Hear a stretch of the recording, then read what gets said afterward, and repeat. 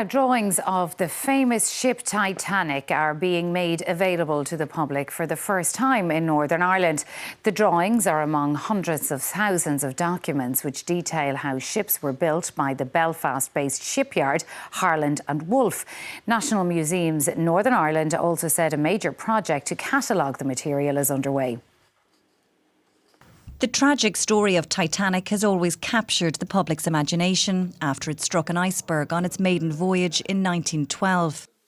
It was one of the most luxurious and technically advanced ships of its time. Designed and built at Harland and Wolff shipyard in Belfast, more than a century later, designs and drawings that were used to build the famous ship and its sister vessels are now being opened up to the public. It's unbelievably important. It's one of the most complete ship plan collections we think that exists still in the world. The most famous ship, obviously, is Titanic and its sister ship Olympic and Britannic. So going through the archive recently, we did find a few more little plans, but it's so interesting to still be making Titanic discoveries after all these years. Harland and Wolff was known for its innovation in shipbuilding, but it also had a troubled history with incidents of sectarian violence at the shipyard, particularly against Catholic workers.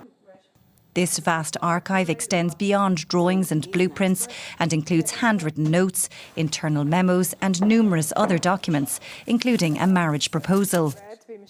Those involved in this project say there's always been immense public interest in this part of the city's history.